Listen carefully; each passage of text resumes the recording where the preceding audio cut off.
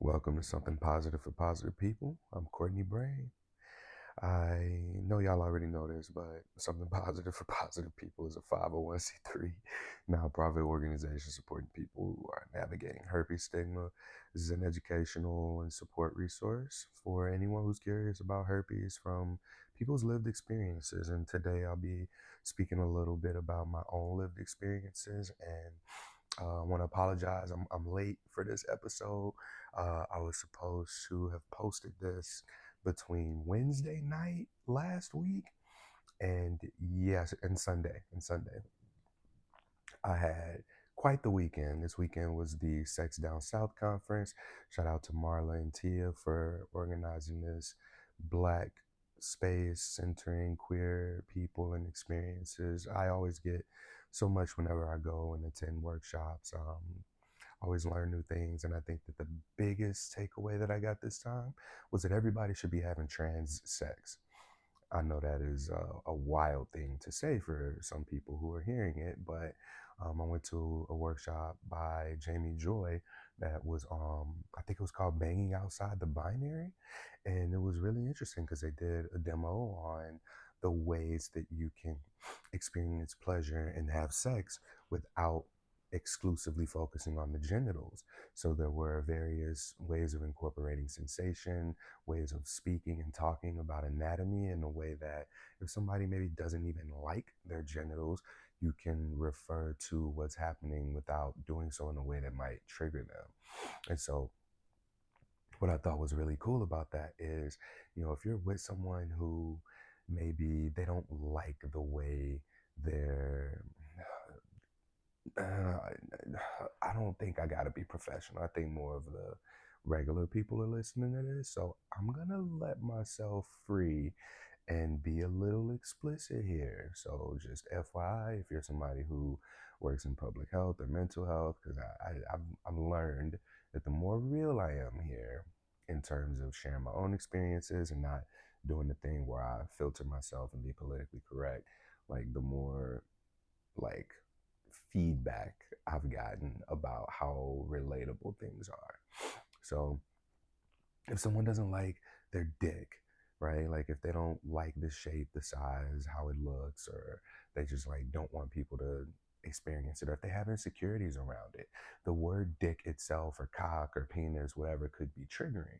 So anything associated with that, like hardness or um, the hardness of it, you can substitute those things with, oh, you're throbbing, or oh, you're wet, because penises, when aroused, they can leak pre-cum, they can leak the fluid that serves as lubricant as well. So you don't have to call it by its name. And you can, if you call it by its name, that might put the person in that state of insecurity or inadequacy. And you can just do something as simple as use language that is outside of gendered binary language to increase that person's comfort level, arousal, and you can unlock somebody's inner freak. That's one of the things that I learned out of that workshop. That yeah, we got some homework assignments. It was incredible. Um, I just woke up, and so I'm like a little sniffly and like voice sounding all weird and shit. I gotta breathe through my mouth. Also, the season's changing, and the Verizon people were here to install internet, and I think they brought a lot of like outside stuff in here when he did it. So I'm like, ugh. Um, yeah, the um, yeah, the conference was incredible. I had a great experience. I was a little bit, nervous leading up to it because this is also the conference where I met my ex and we started dating in 2023. So I didn't really know how I would feel because in 2024 we came together, and this year, like, this is the first time that I've gone since that relationship ended, and yeah, I didn't know how I would feel, but getting here, like leading up to it, aside from a 7 hour plane delay, I think that was what distracted me more than anything. I was more annoyed at that. I was like, is this a sign I shouldn't go? And I started to just take my ass home. But I was like, no, I committed to doing the workshop and facilitating the men's group. I ain't gonna bail. So, yeah, I got there, and I think I started to really get comfortable once I got into doing the workshop. I was like, this is what I'll do. This is what I'm here for. And the workshop was incredible.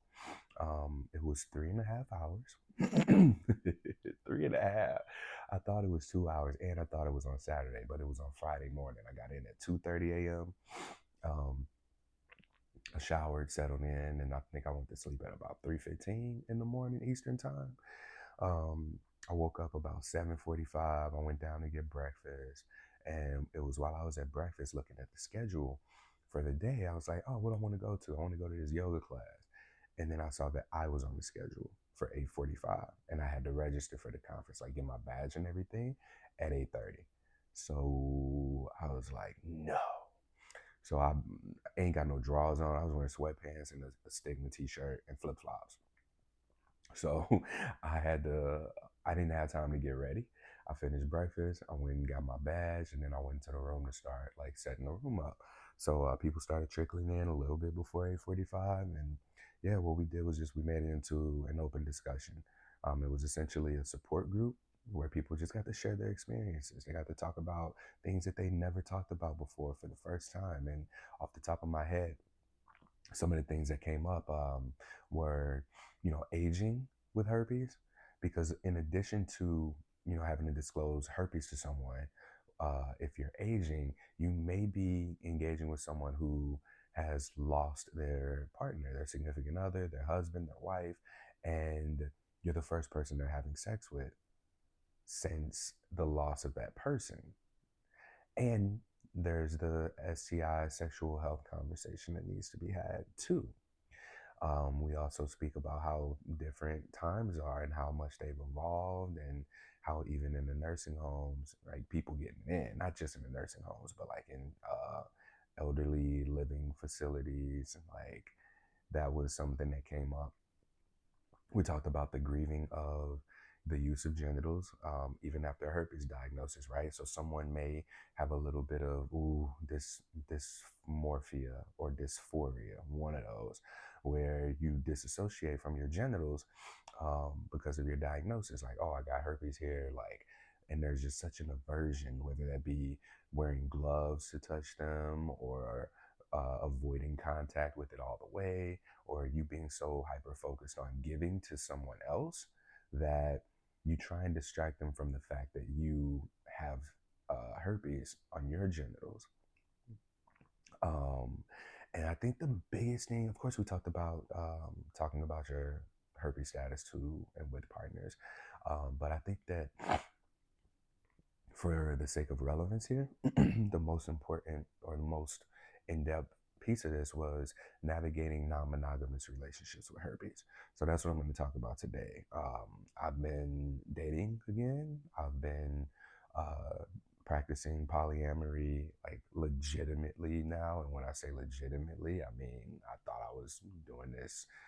Going into the relationship that I was last in, but that was not that wasn't what it turned into. And so I have personal experiences that I can speak to with respect to all other parties involved. I'm not gonna like use any names, and some of the experiences might be a little bit vague, um, but that's just what I got to do. That's just what I got to do.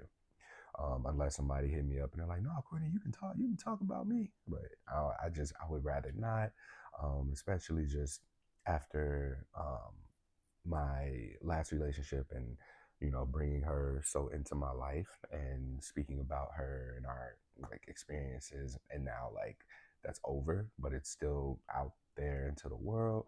I don't know if I want to do that again until like things are settled and solidified. Not that I don't, there was a period where I felt like I couldn't trust myself to pick good people, um, but or aligned people. I don't mean good, I mean aligned. But the more I just lean into trusting myself, like the better. And I recognize like I ain't got no game.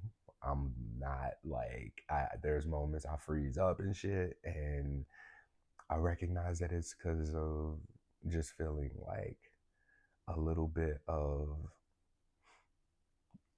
there's a dissonance there. There's a disconnect between who I who I'm actually being, which is like the person that I've envisioned myself being, and who I was and thought that I was in becoming this. So I find myself trapped there sometimes when I get exactly what it is that I want, or I'm getting what I'm asking for. And I just get like stuck. It's like a computer short circuiting a little bit. Um, but I'm working on that. I'm working on it. So, herpes and non-monogamy. Now, I probably have been non-monogamous for longer than I can remember. Um, in high school specifically, I remember I would always have a friend, a woman friend, who was not a sexual partner, but we'd talk all the time. We'd really connect well. We'd do a lot of like fun stuff together. We'd just be friends. And then when I get a girlfriend, that relationship would become a threat. And they would like some form or fashion make me stop being friends with this girl or try. And there would be a point of contingent, I don't know if contingence is the word. It would be a point of contention, there it is, between us in the relationship. And I think that that as a starting point would be something that more things would stack on top of, and then ultimately how we got into the relationship would be what ends the relationship. And you know, I have to like dial back from talking to my friend for however many hours, because like we guys, we don't talk on the phone all fucking time. Like I remember we did in like elementary school, middle school, because we like couldn't see each other, so we'd be on the phone and like doing activities. But as I got older, whenever we wanted to hang out as guys, we just go hang out and do the things. And phone time was being on the phone with girls. I used to call people on three-way, and like we'd be trying, oh my God, three-way. We'd be like having conversations and talking about, you know, whatever, music and TV and stuff at school. And it was cool. Like that was allowed, that was accepted, that was okay, right? And then going into any kind of a relationship, it was like the things that were fun and like life giving, like you got to stop. Even if the girl that you started dating or the person you started dating was someone who was on these calls with you, and it became a threat. And that's been like the story of all my relationships between middle school to high school to college to adulthood to in my 30s. And I think that where non-monogamy became so prevalent for me and in my face was when uh, it's a few different, there's a few different ways that it presented itself, but the one that's coming to mind now is I'm polyamorous, so that when I do have a good connection with someone, when there is intimacy, when there is a good quality of depth and connection, I don't want to have to remove that connection because I've entered a relationship where someone feels threatened by that. Now, there's been someone in my life who, throughout my relationships, like I've wanted and believed that I've always believed that I couldn't have both. I believe that I couldn't do what I do for the world and have a family. And so most recently I was presented with like that. Like it was like, yeah, Courtney, you can. Like I love and support what you do, and we're gonna have a family together. And then that ended up not being the case. And that has been just like a consistent thing for me throughout the history of my dating, because again, I've had partners who were like jealous of what I do, and they've said it even, or have displayed behaviors where they were clearly something, there was a point of contention uh, with my working with so many women, even if I'm not like doing anything, like I'm not flirting, and what I'm not doing had become or more valuable or more of an issue than what I was doing. So yeah, I'm not flirting with people. I'm not, you know, giving anybody any like false hope or anything. Whenever I do my support calls and everything, I'm myself, and there might be some giggling in the other room. And I've had exes be like, why this bitch laughing? Why are we making bitches laugh on calls, right? Like that kind of jealousy and that kind of insecurity has come up, and it changed the way that I engage. It led to me even starting a whole nother business, like working with men or trying to work with men. And that ain't what I'm supposed to be doing. So I've always felt like, at least for the last for the last handful of relationships that I've been in, that I can't work towards a family and run my nonprofit organization, which is what I get all the fulfillment from, which pays the bills. It does all these things. It doesn't pay the bills alone, but even my other job teaching medical students to give genital exams has been an issue because I got my dick out in front of medical students and other people are seeing my dick. So the appeal of non-monogamy polyamory to me is almost like out of necessity of my lifestyle, right? Like in assumed monogamy, what you see is there's these there's a lot of things that you just don't do. It's so much more about what you don't do rather than how you do certain things and even the context behind it, right? So in a monogamous relationship, the idea of somebody else seeing your partner's penis or genitals is a problem. In monogamy, flirting with the waiter, waitress, server, bartender, even if you're getting free drinks or whatever and it benefits the relationship, it's a problem or it's seen as disrespectful. Even turning people down who just shoot their shot because they don't know, right? Like if you don't do it aggressively enough or the way that they like it, that's an issue. And that's just not who I am.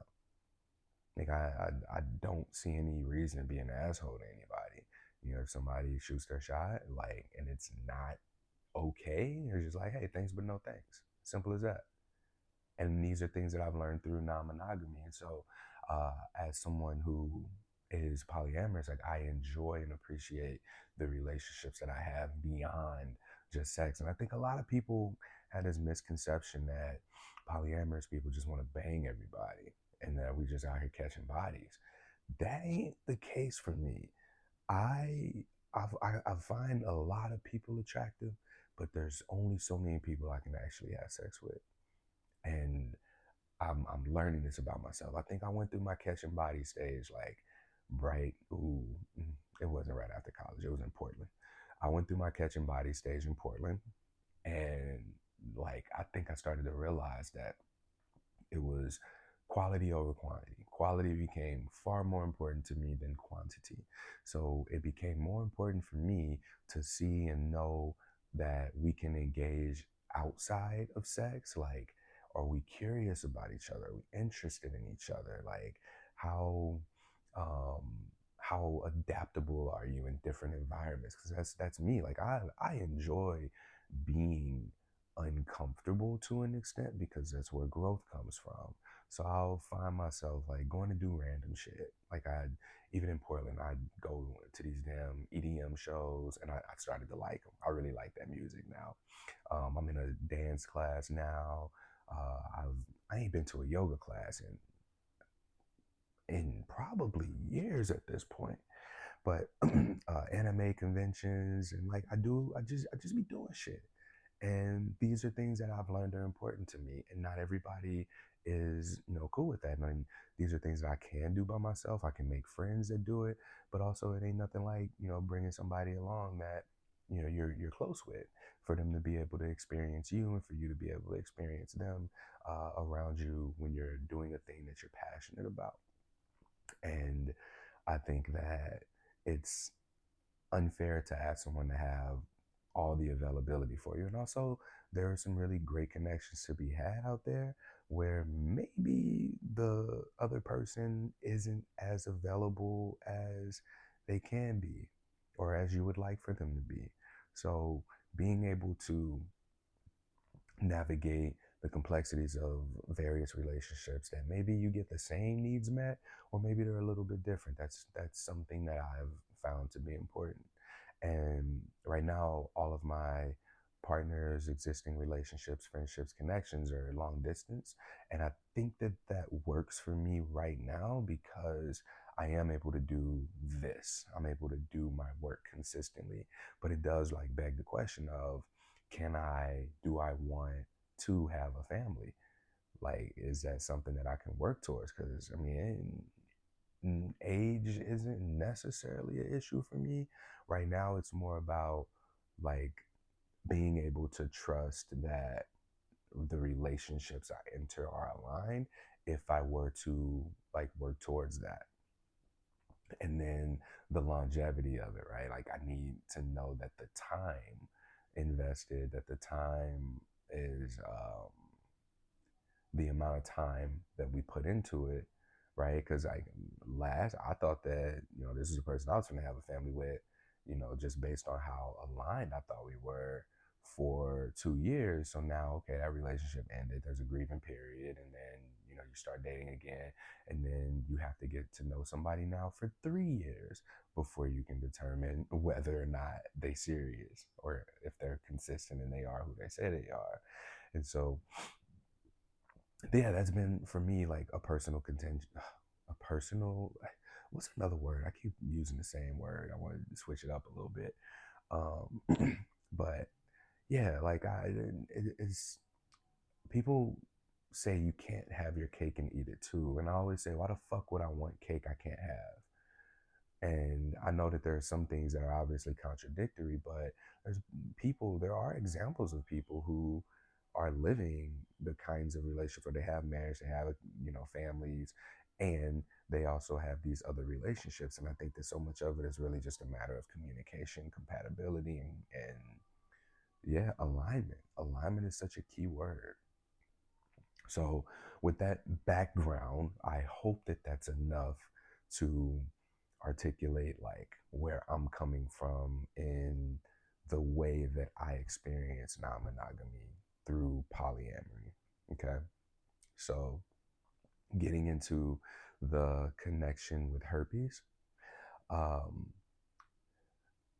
some of my partners have herpes, some of my partners don't have herpes. And I currently wear condoms with all my partners.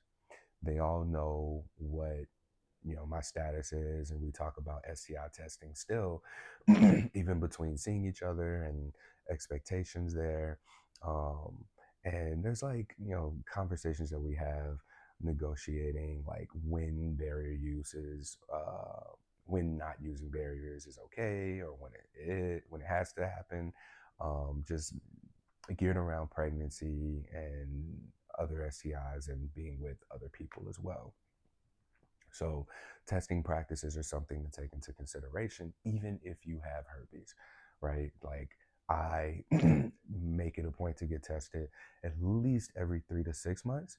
Or if I were to have partners that don't have herpes, or I'm sorry, not don't have herpes, or if I were to have a partner where, let's say we didn't use a condom, or let's say a condom slips off, right? And then we get tested, and know what our status is, and communicating that, hey, this condom slipped off in this last situation I had, like, what do you want to do? And offer that communication.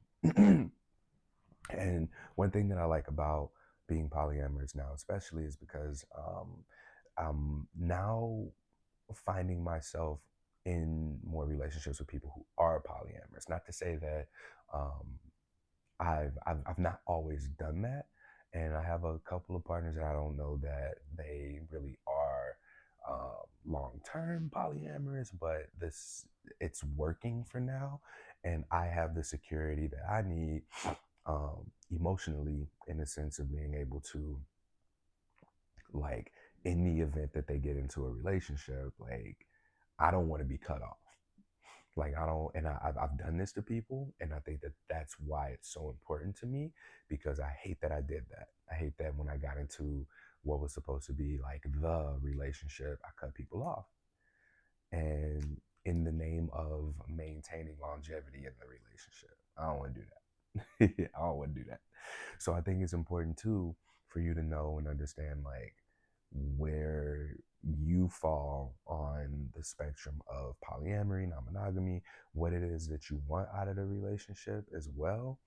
And we didn't go into this much detail when we were at the discussion group, but because a lot of it was like really factoring in how to disclose your status, not and valuing privacy and confidentiality. And the reality is, like, you really can't. You can't maintain confidentiality. Well, the best way to, one of the questions that came up was, how do I, like, how does a partner's partner find out, or how do they need to know? And it's simple. The partner just says, hey, I have a partner who has herpes. Are you cool with that? Simple as that. They don't have to say your name. They don't have to talk about where you live, what you look like, none of that. If that's what you need, you ask for what you need. And so much of what I'm learning through these different relationship orientations and going to these classes and things like that is that a lot of this really does just boil down to communication, consent, and being able to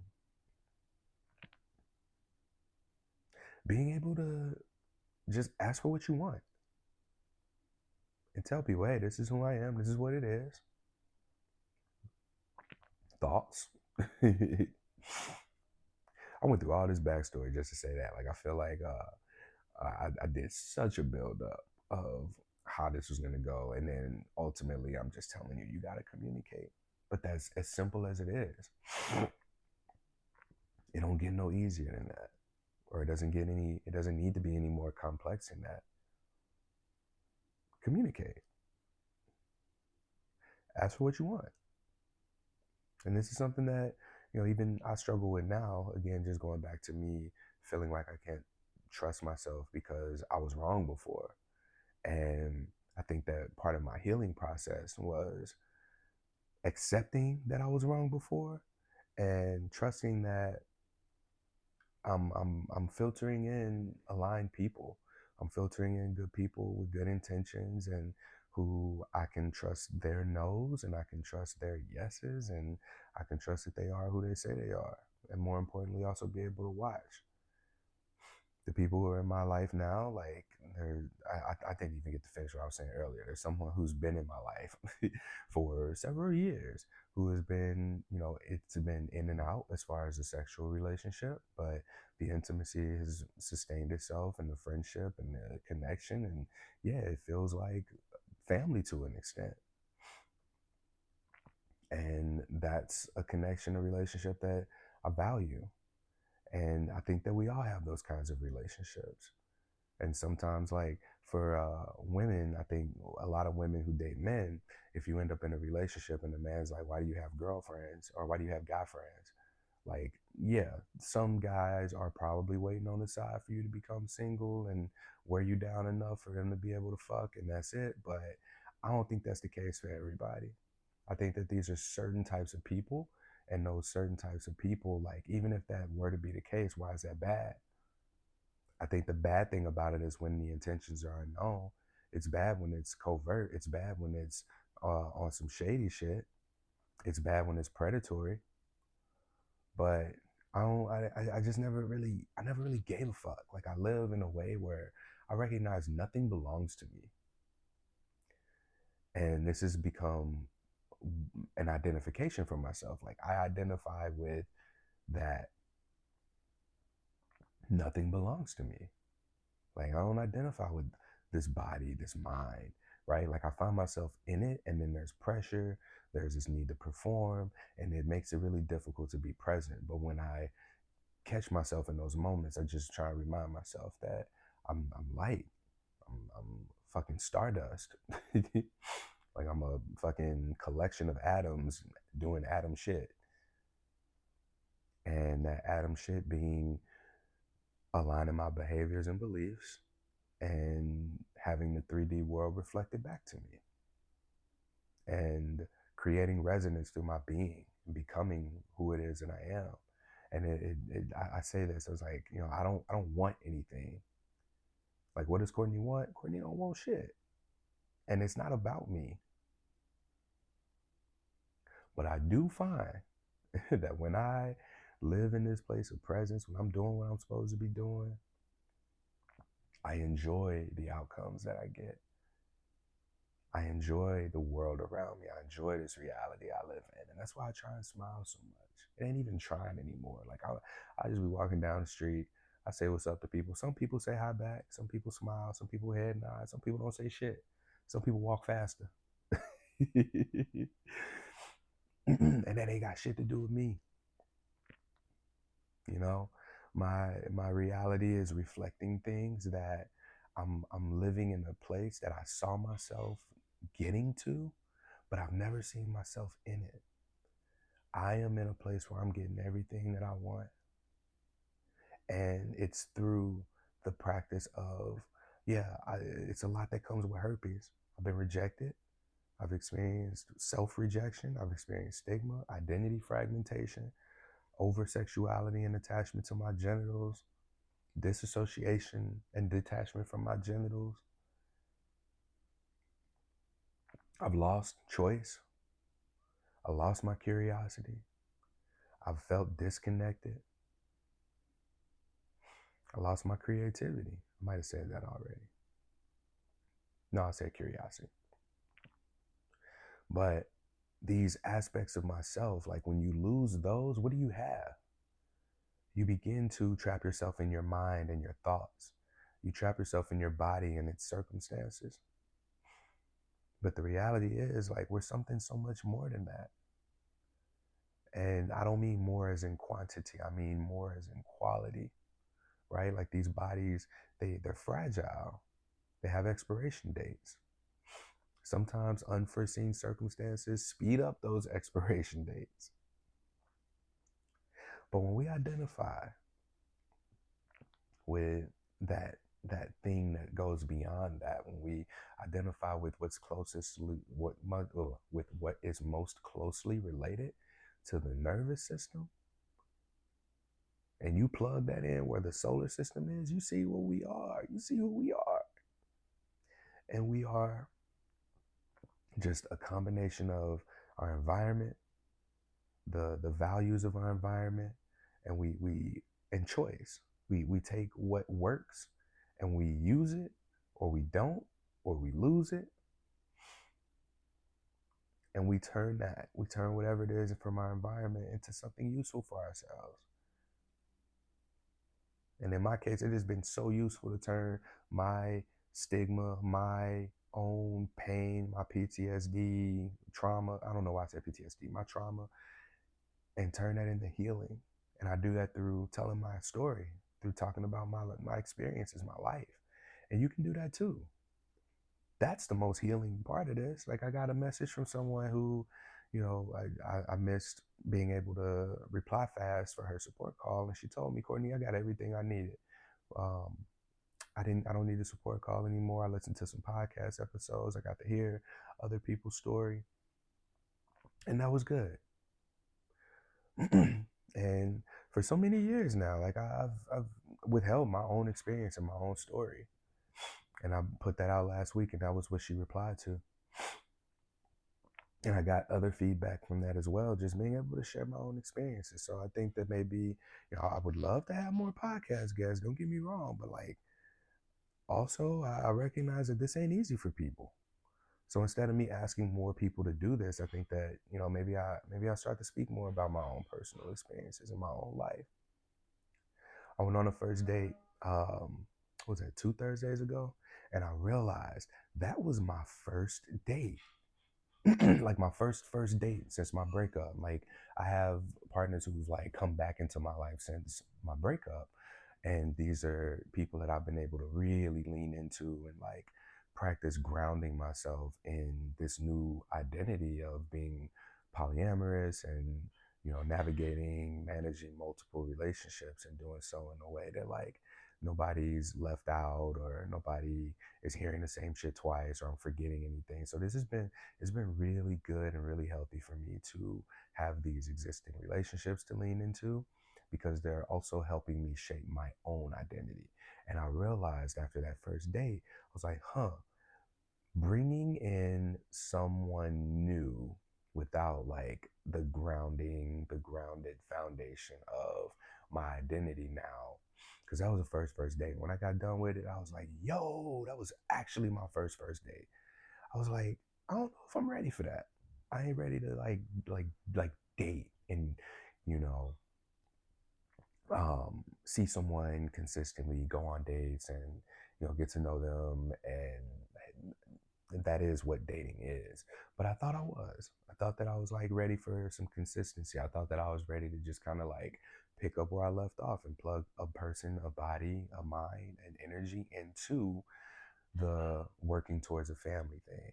And I'm not. That's not. That wasn't. What I. That's not what I should have been trying to do. And what's working is just in that, like I shared with her, I was like, hey, here's where I'm at. I recognize that you are a very healthy individual. And right now, like, you know who you are, and I'm finding out who I am. And what I don't want to happen is for me to orient myself to you, especially at the expense of, partners that I have now, because I could see that happening if I'm spending a lot of time with one person and I'm only just now getting grounded into where I'm at now, having moved to Brooklyn and settling into the long distance relationships that I've had. Well, they're settled into, but allowing for myself to accept that, like, I'm there. I'm where I saw myself being relationship wise. And also, like, I'm not thirsty. It doesn't feel like I'm chasing anything anymore. It's more so like um, experiencing and allowing what is. And this is a new place for me. And like I said, like, nothing belongs to me. There's a new level of non-possessiveness. Um, and I find it like I'm attracted to myself. Like, I'm so fucking turned on by myself for being able to be not detached necessarily. I don't like how that sounds. It sounds like I don't care, but like it's a detachment. And I think that with that detachment, it's kind of like nervous system where the sun is, right? No planet is inside the sun. The sun is turning hydrogen to helium, and in turn, heat radiates, light radiates, and there's a gravity to it. Everything can orient itself to the sun, and we got this beautiful ass planet Earth. We got these other 8 planets that have oriented in response to the sun being the sun. And the sun can't like try and bring them closer and go get closer. It just allows and creates an environment for them to center around. And if at any point Earth's like, hey, this shit ain't working for me no more, Earth is probably free to leave, unless the gravity of the sun is so strong that it has to stay. But I ain't really went into all of that. But metaphorically, looking at the nervous, metaphorically looking at the nervous system plugged in where the sun is, where the solar system is. All right, like we have people, experiences, challenges, opportunities that orbit us in response to the creation of our own gravity. And when I look at this from a relationship perspective, right, like I am taking these connections, these friendships, and like the component of them being able to be intimate, like without any barriers or limitations to intimacy. I think that that's what's being like the stigma of you can't have both, the stigma of you can only have so many I don't know, like I ain't, like I said, I ain't out here just fucking quantity over quality in it. These are relationships that came into my orbit in response to me being, aligned with myself. And I love this person that I've become now. And I, for so long, thought something was wrong with me. I thought something was wrong with me for wanting to be non-monogamous or being polyamorous and my intentions behind it. I really did. And now I see that that's not the case. I see it. I mean, if something is wrong with me, it's something wrong with all these other people too. But I don't believe that. I don't believe that for one second that there's anything wrong with me anymore. And I was struggling with that. Like, I struggled with it after my last relationship, because like, while that was something that drew us together, it was the very thing that drove us apart. Like, me knowing myself and that this is who I am. And I really needed to, like, I was in therapy sometimes twice a week, just like, yo, what's wrong with me? What's wrong with me to where, like, I won't cheat, but what's wrong with me to where I can't say, I only want to be with you for the rest of my life? What is wrong with me? I'm willing to cut off everybody else just to be with you for the rest of my life. What is wrong with me? Why can't I say that? Why can't I mean that? Why isn't that my default? I was really made to believe something was wrong with me. And now I'm living in a world where all the validation is like, no, Courtney, you are fine just as you fucking are. And I had these moments where, like, I guess, like, I slipped back into that old identity of what I thought my life was going to look like.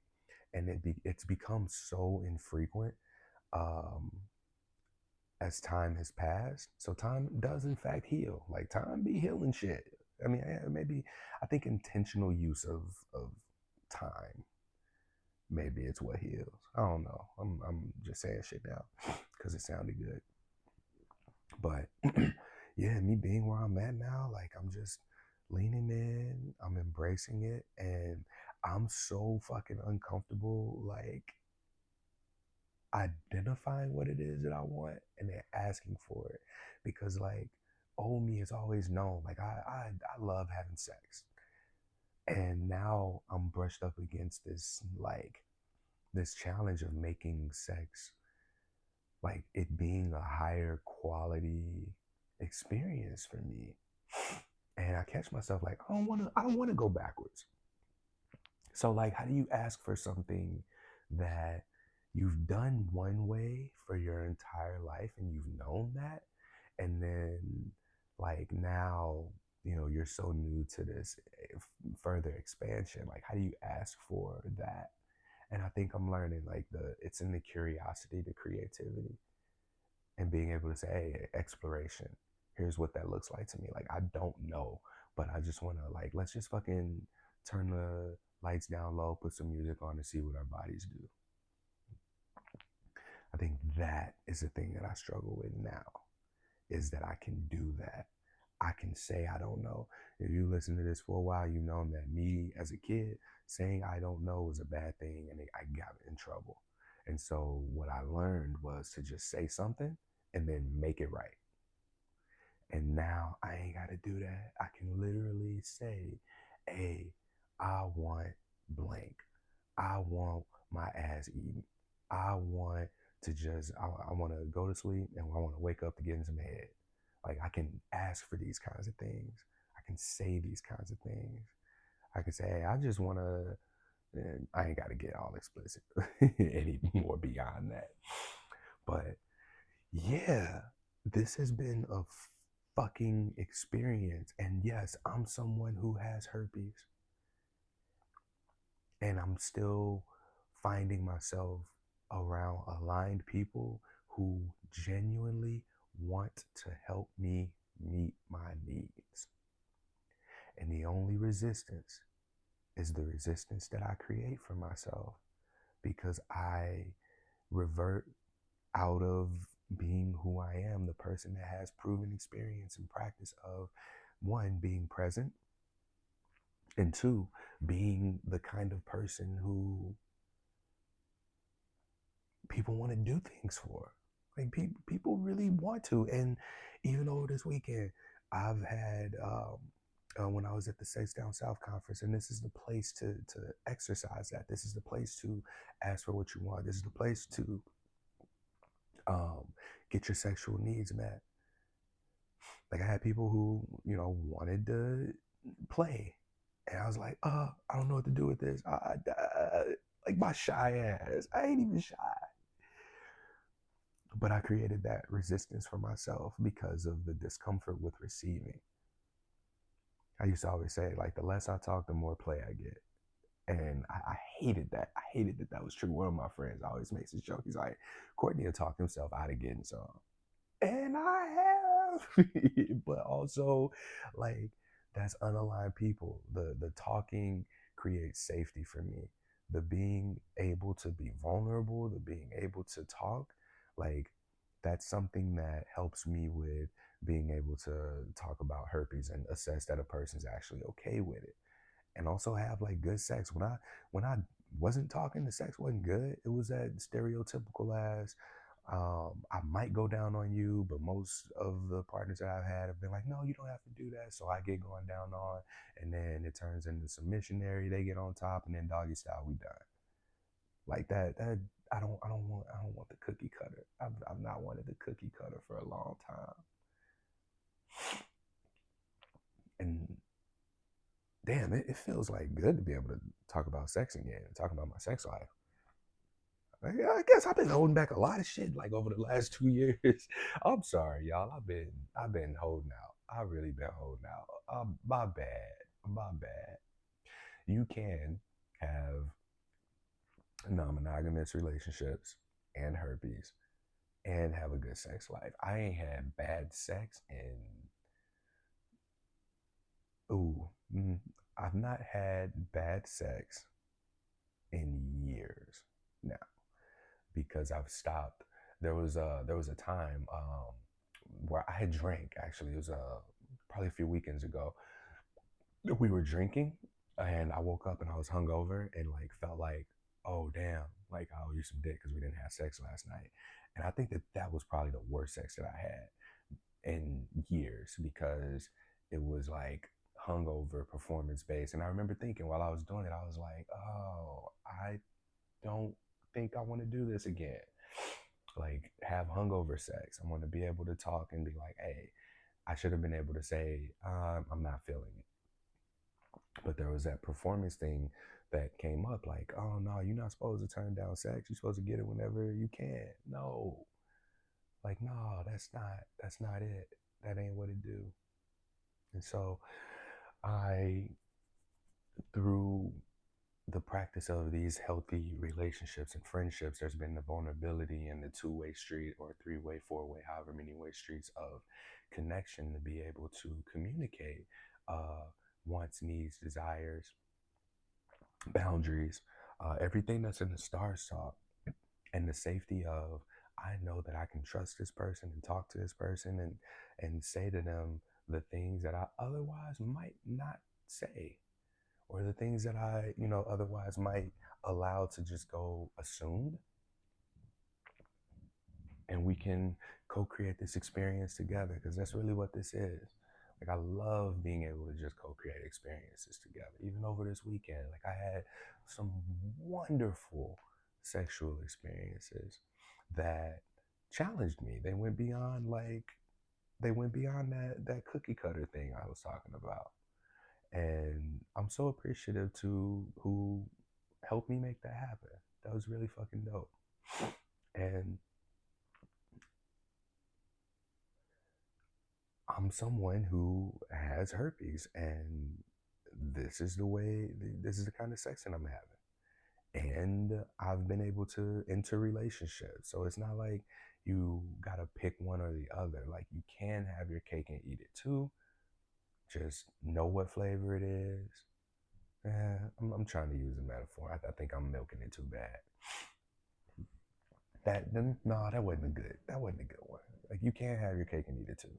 Just make sure you're sharing with someone who also likes cake. Because the issue of you can't have your cake and eat it too, I think really comes into play if you want cake and the other person's like, no, I want brownies. It's like, oh, this shit ain't gonna work. Like we either both getting cake or not. And when we run out of cake, we make more cake. Nope, that didn't work either. Hey, y'all gotta let me know what y'all think about this, cause I'm feeling real vulnerable, feeling real vulnerable, and the vulnerable. That's how Medea be talking. Uh, yeah, like I think that I've been hesitant and resistant to talking about my personal life for a while, like since my breakup in February, just because, yeah, I was just like, I felt like something was wrong with me. I really did. And I think that over this weekend at Sex Down South, like that was a really big healing experience for me that I couldn't put words to at the time because I was in a place where if something's wrong with me, there's something wrong with everybody here. And it ain't no way in hell that there's something wrong with all these people, all these kind people, all these giving people, all these people that are smiling at each other, that are playing with each other, having conversations and sharing fucking bread pudding with each other. No, ain't nothing wrong with me. And I might need to tell myself that a few more times. But yeah, I recognize I'm a little different. I'm a weirdo sometimes in some cases, but also I gotta shake this shit off. And podcasting has been a way for me to shake off the cobwebs of being myself, being able to say out loud the things that like I normally would say. I was trying to tell my friends like how my weekend went, and they were like, "What? Like, what you an educator? How you like not completely telling this story?" And I froze up. I was like, "Damn, these my homeboys," and I'm like, not able to. I'm not able to like talk about this. What the fuck is that? I was like, man, I don't know. I didn't know what that was, and I realized I just been out of practice, and internally I just felt like, again, like something was wrong with me. And they don't judge me. They know me. And these are people that I can, if I don't tell nobody else shit, I can tell them anything. And I know this, man. But I be in my own way. I be in my own way. So we gotta stop doing that. The same way that I'm in my own way of not trusting myself to not make the same, mistake of allowing someone closer faster than they should be. The same way of like believing for so long something was wrong with me until I began to like work my way through those experiences and process them, and then begin to identify with what I really am, who I really am, this transmuter of stigma to healing. That's when I've been able to create the heat, the light, the gravity that draws in aligned people, opportunities, and challenges that validate who I am. So this is gonna be an ongoing practice, and I'd appreciate any feedback if you want to comment on the podcast episode, if you want to reach out and share anything that resonated with you. Yeah, I'd like that. That would be really cool. But all this to say, like, it ain't nothing wrong with you if you're somebody who has herpes, whether monogamous or non-monogamous, regardless of how you want to be in your relationship, whether you want a family or you don't, or whether you want children or don't, whether you want to make a lot of money or don't. Like, ain't nothing wrong with you for being who you are. And I think that we need to hear that. We need to experience that. And I know for myself, I need to accept that I'm exactly where I want to be. And I got the people around me that I want to be here. And there's nobody in my life, there's nobody in my circle that I don't want here. And a lot of us can look up and be like, what is this person doing here? What am I getting out of this relationship? What am I getting out of this person, this connection? What are they getting from me? Um, Napoleon Hill in Outwitting the Devil interviews the devil. Well, we don't know if it's real or not, but one of the lines from the devil mentioned the concept of drifting, and it's basically floating around in negativity where your consciousness is identified with that negativity. And that's very much what stigma is. Stigma is a collection of, it's its own orbit. It's its own like black hole star orbit of negativity in terms of identity. And identification with that is what pulls your consciousness, your awareness, your power of choice into more and more negativity. And the way out of that is definiteness of purpose. And he speaks about being a go-giver. And I think so much of our world is like, what do I get from this person? What do I get from this? What do you give to said person? Like, what is it that you're giving? Again, place your nervous system where the solar system is. The sun gives heat, light, and gravity through transmuting hydrogen to helium. That's all it's doing. And I look at myself transmuting my personal experiences of stigma into healing, taking from my environment and producing, creating something from it. You know, everybody interprets healing in their own way, in their own, distance, right? Mercury, Venus, Earth, Mars, Saturn, Neptune, Pluto, Uranus. Did I say Uranus? Each of these gets from the sun a level of what they want from it. And the sun doesn't orient itself to them, they orient themselves to the sun. And the only thing it's doing is giving out helium. Here's some helium. So you place your nervous system where the sun is. What are you giving to your 8 planets, 9 planets? What are you creating in your solar system through your nervous system? I know I'm just turning my trauma into healing. And in turn, I've really loved and come to appreciate the kinds of experiences and people who've made their way into my life, old and new. And it's my responsibility to sustain this giving. Ooh, excuse me. That's probably a good place to wrap up.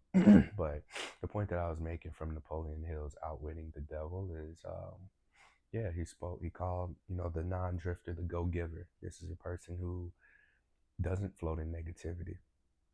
This is a person who doesn't, drift in that space. This is a person who is more focused on what they're giving than what it is that they're receiving.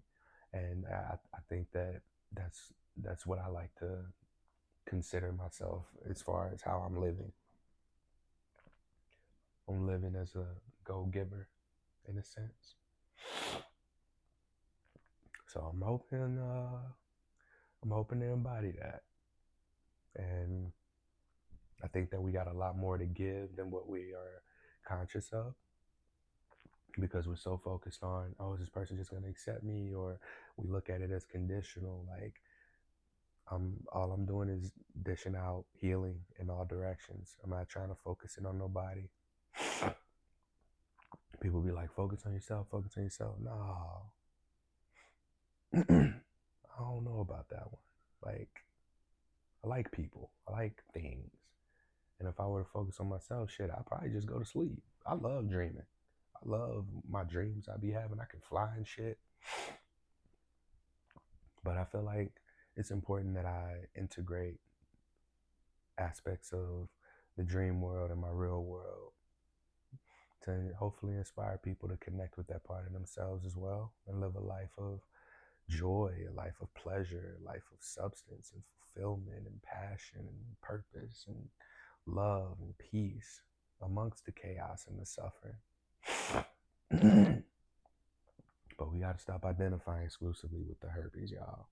And I already gave y'all other things that I've identified with that have shaken me up.